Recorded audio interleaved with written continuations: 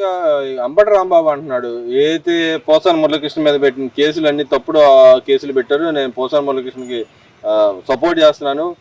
చంద్రబాబు నాయుడు మిగతా నాయకులు లోకేష్ వీళ్ళు మాట్లాడారు కదా, వాళ్ళ మీద కూడా ఎందుకు కేసులు పెట్టలేదని అడుగుతాడు. వాడు అంబటి రాంబాబు గారు ఒక గేద, వాడు మనిషి కూడా కాదు, పశువు. ఎరా నా మీద ఎందుకు పెట్టారా 34 కేసులు? నేనేం తప్పు చేశానని పెట్టారా? యాదవా, ఈ జిల్లా వాడివే గారు నువ్వు. మన భూములు ఇచ్చిన రైతు 34 కేసులు ఎందుకు పెట్టారు అగౌరవంగా?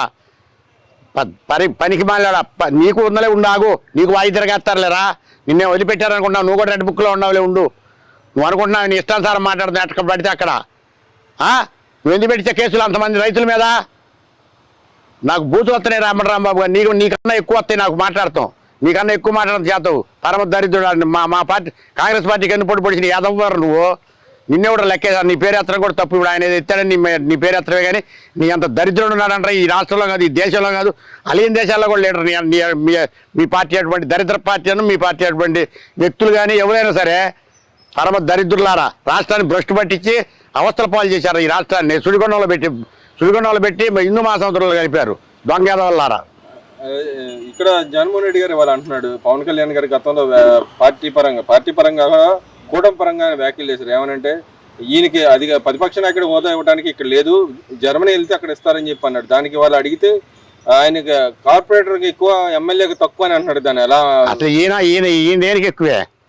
ఇది తెలియక రాజశేఖర్ మా గురువు గారు అయిన రాజశేఖర రెడ్డి గారిని చూసి వీళ్ళకి ఓట్లు వేసారు, కానీ యాదవులకి లేదా యాదవులకు ఓట్లు వేస్తారా?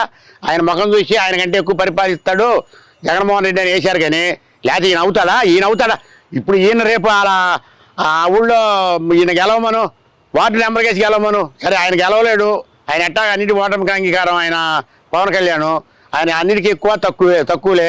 ఈయన రేపు పులివెందుల్లో గెలవమను, ఒక పంచాయతీ వార్డు నెంబర్ కేసి గెలవమను. రేపు వచ్చేసారి ఎలక్షన్లకు తెలిసిద్ది. వాళ్ళ నాన్న బట్టి ఆ ఒక్కసారైనా ముఖ్యమంత్రి చేశాడు. చీని ఎంత దూరానికి కొట్టినా కానీ పదే మళ్ళీ మీదకి వచ్చి అన్ని అబద్ధాలు ఆడతాం.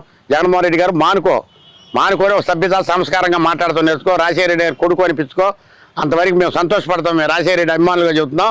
మేము చాలా గౌరవిస్తాం. అప్పుడు నిన్ను గౌరవంగా మాట్లాడతాం.